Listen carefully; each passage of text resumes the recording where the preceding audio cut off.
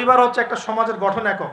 আপনি সমাজ নিয়ে কথা বলছেন, তাহলে আগে পরিবার ঠিক করতে হবে বা ঠিক করার চেষ্টা করতে হবে। আমি এটা জানি যে একটা পরিবারের সব সদস্য হয়তো নামাজি নাও হতে পারে।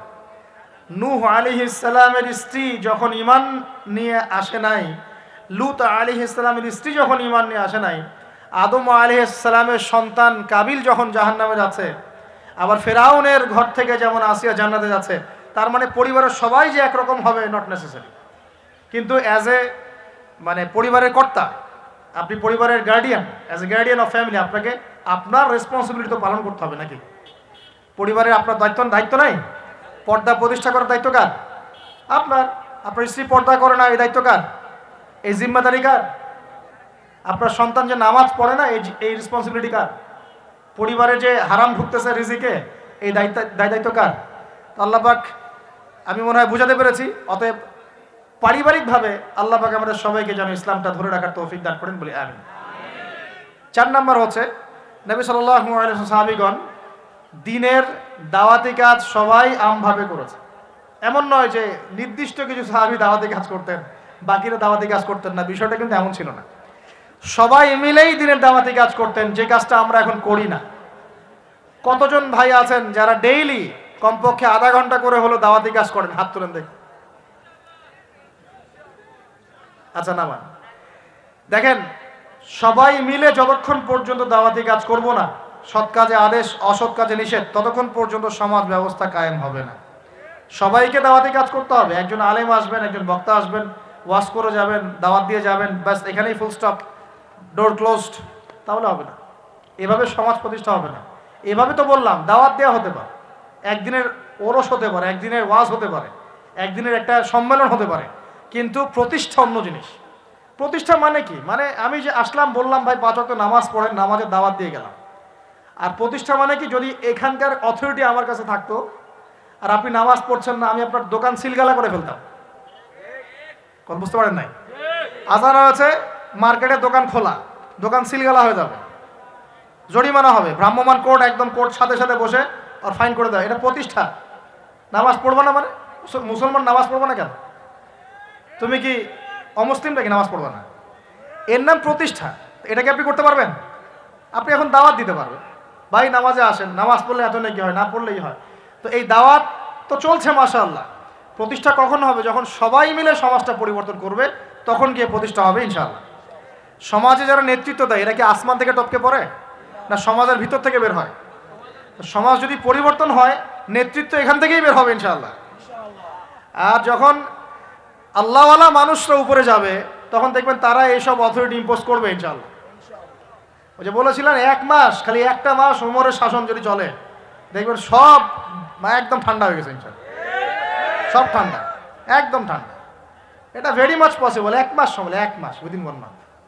উমর রাদিয়াল্লাহু আনহু যদি এখন বেঁচে থাকতেন, মনে করেন কথার কথা বলছি, উমর রাদিয়াল্লাহু আনহু এখন বেঁচে আছেন, তিনি আসলেন পাকিস্তানে, আসলেন মনে করেন, সিরিয়াতে আসলেন, কথার কথা বলছি আর কি। এমন তাকে মনে করেন দায়িত্ব দিল জনগণ যে আমিরুল মুমিনিন, আপনি সমাজটা ঠিক করেন। তার কয়দিন লাগবে? কয়দিন লাগবে জানেন? হ্যাঁ, আমার ধারণা 3 দিন। কয়দিন হয়? 3 দিন। অথবা তিনি বলবেন যে আমার দ্বারা সম্ভব না, আমি গেলাম। কারণ এখানে একটা কারণ আছে, কারণটা শোনেন। আমি কথাটা কেন বলেছি?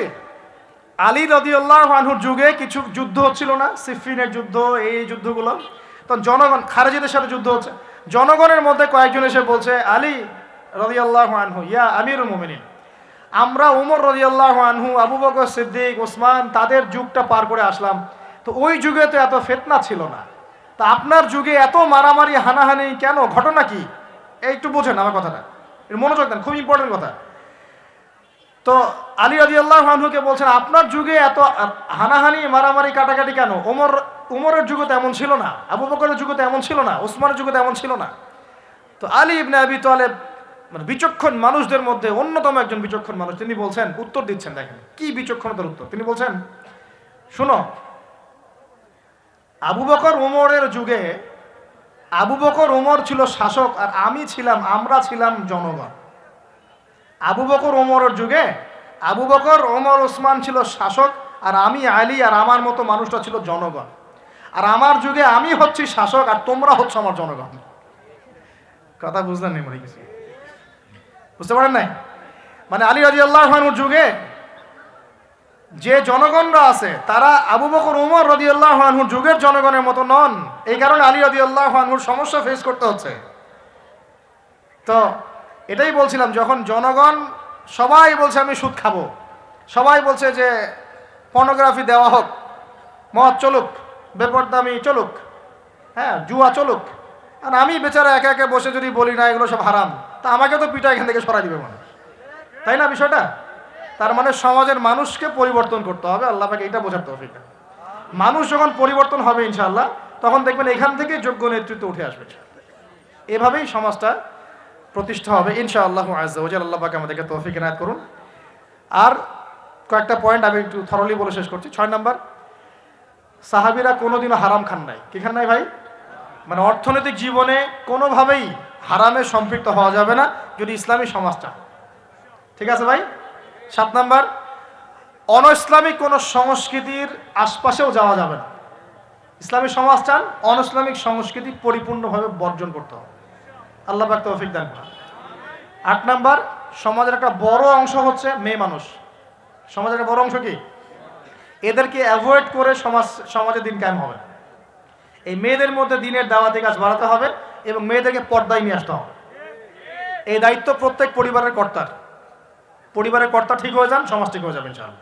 ঝগড়াঝাটিতে যাবেন না, দাওয়াত দিবেন, নসিহত করবেন, ওয়াজ করবেন। যদি দেখেন বুঝাইতে বুঝাইতে বুঝাইতে বুঝাইতে কোনোই কাজ হচ্ছে না, ওই যে আসহাবুল কাহফের হেদায়েত আছে, ঠিক আছে বাবা তুমি তোমার রাস্তায় চলো, আমি আমার রাস্তায় আল্লাহর সাথে চললাম। ইব্রাহিম আলাইহিস সালাম কি বলছেন? ইন্নী যাহিবুন ইলা রাব্বি সায়াহদিন। মনের মধ্যে কত শূন্যতা দেখেন, তিনি বলছেন ইন্নী যাহিবুন ইলা রাব্বি সায়াহদিন। পরিবার তাড়িয়ে দিয়েছে, বাবা তাড়িয়ে দিয়েছে, সাথে কেউ নাই, কেউ নাই সাথে, একা। ইব্রাহিম আলাইহিস সালাম একা। আল্লাহ পাক বলছেন ইব্রাহিম একাই একটা উম্মত, ইব্রাহিম একাই একটা উম্মত। তিনি বলছেন আমি চললাম একাই আমার রবের পথে, তিনি আমাকে পথ দেখাবেন। এত বড় কথা। এই জন্যই তো ইব্রাহিম আলাইহিস সালামের এত সম্মান। নবীগণের পিতা তিনি, সমস্ত নবীগণের দেখা যায় পিতা তিনি, আবুল আম্বিয়া বলা হয়।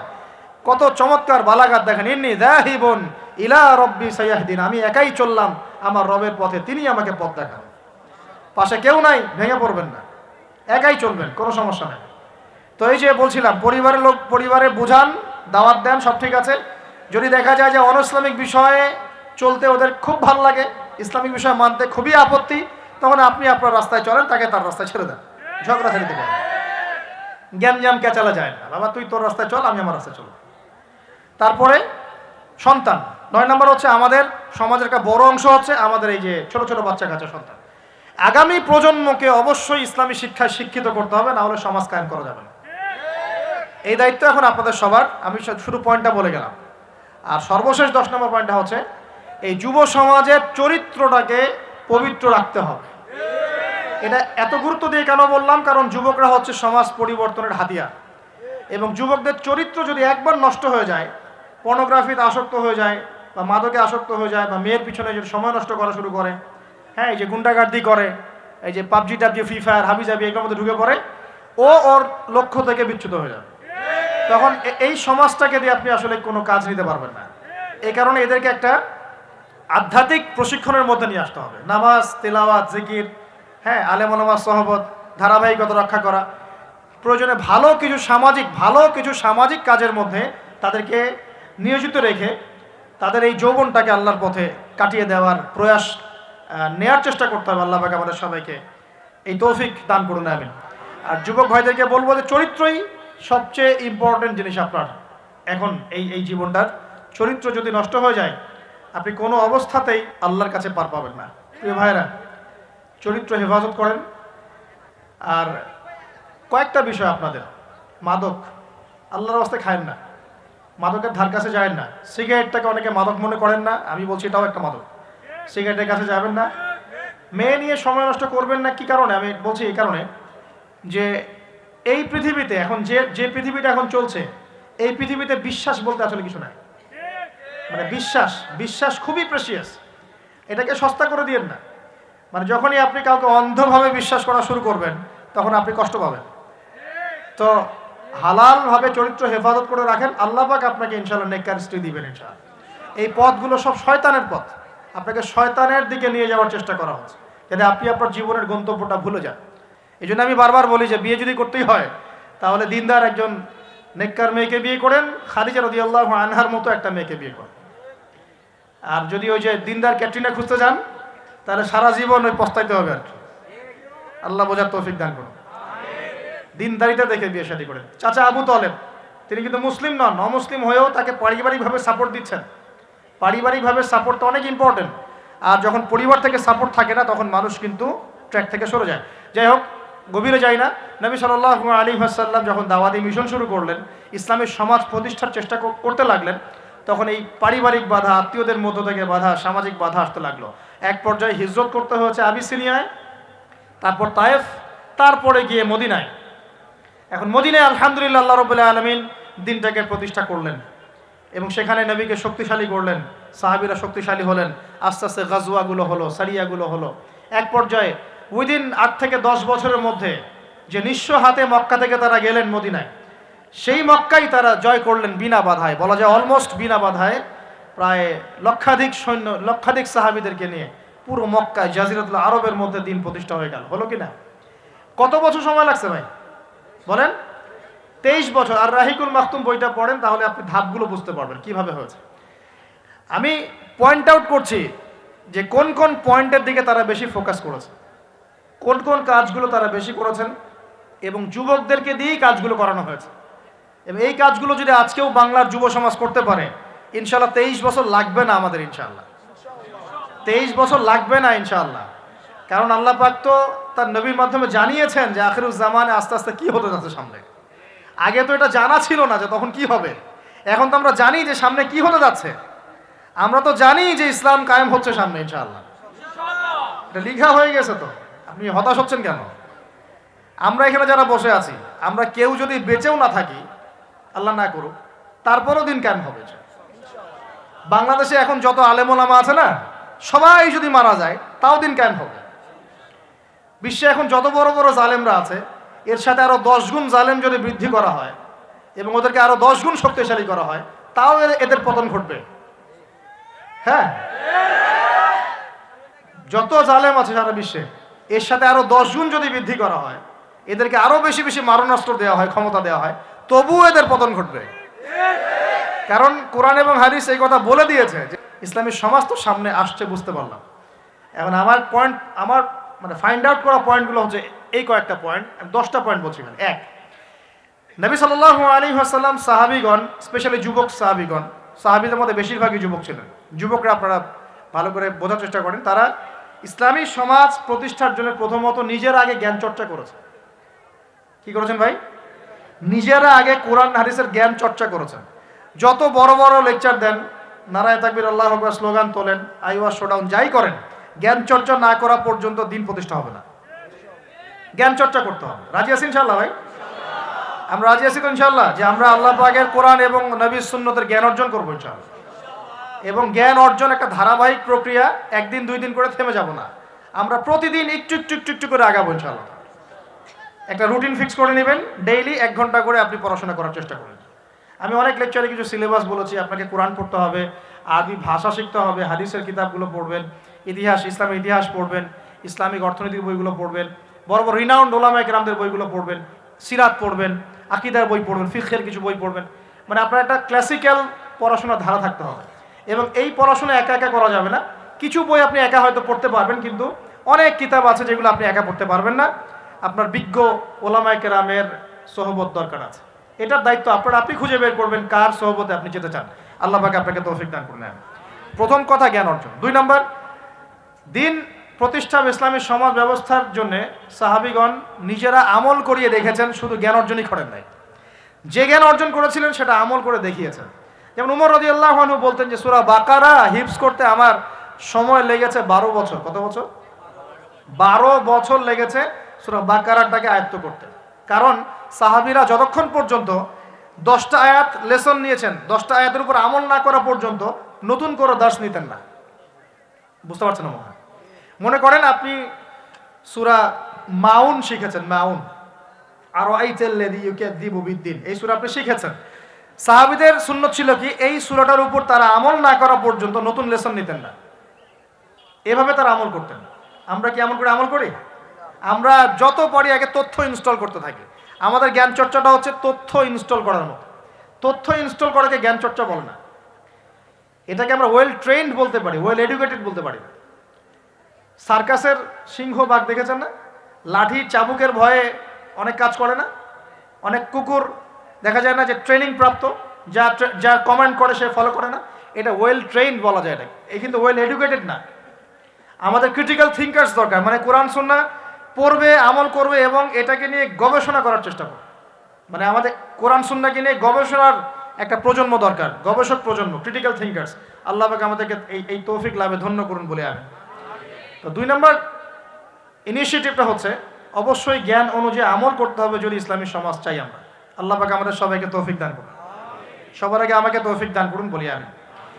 জ্ঞান অনুযায়ী আমল করার জন্য একটা সুন্নত ফলো করলেই হবে, একজন ব্যক্তিকে জাস্ট ফলো করতে হবে।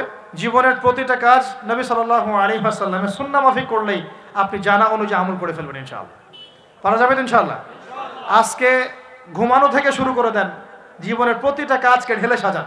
কাপড় পরা, ঘুমানো, ঘুম থেকে ওঠা, হ্যাঁ, এমনকি বিছানা ঝাড়া, ইস্তেঞ্জা করা, আপনার ব্যবসা বাণিজ্য, শিক্ষা, এভরি সিঙ্গেল সেক্টর ঢেলে সাজানোর চেষ্টা করেন যে নবীর মতো হচ্ছে কিনা। যদি হয় আলহামদুলিল্লাহ, যদি না হয় তাহলে এখানে আপনার কিছু কাজ করার বাকি আছে। আল্লাহ পাক আমাদের সবাইকে নবী সাল্লাল্লাহু আলাইহি ওয়াসাল্লামের সুন্নাহ মাফিক জীবন গড়ার তৌফিক দান করুন। আপনাকে আল্লাহ দুনিয়া পাঠিয়েছেন তার ইবাদত করার জন্য, আল্লাহর জমিনে আল্লাহর দিন প্রতিষ্ঠা করার জন্য। আল্লাহ পাক আমাদের সবাইকে আল্লাহ পাকের জমিনে আল্লাহর দিন প্রতিষ্ঠার যে গ্রহণযোগ্য কর্মপন্থা এগুলো বাস্তবায়ন করার তৌফিক দান করুন বলি আমিন। আমরা দোয়া করি আল্লাহ পাক আমরা সবাইকে জ্ঞান অর্জন করার তৌফিক দান করুন, নবীর সুন্নত অনুসরণ করার তৌফিক দান করুন এবং সিচুয়েশন বোঝার তৌফিক দান করুন, পরিস্থিতি সম্পর্কে সচেতন থাকার তৌফিক দান করুন, হালাল খাওয়ার তৌফিক দেন, মা বোনদেরকে পর্দা রাখার তৌফিক দেন, ইলম অনুযায়ী আমল করার তৌফিক দেন। আল্লাহ পাক আমাদের যুবক ভাইদেরকে হেদায়েত দান করেন, আমাদের পরবর্তী প্রজন্মকে আল্লাহ দিনের জন্য কবুল করেন আমিন। এবং সবাইকে দিন ইসলামের দাওয়াতে কাজ করার তৌফিক আল্লাহ পাক দান করেন, সকলে বলে আমিন।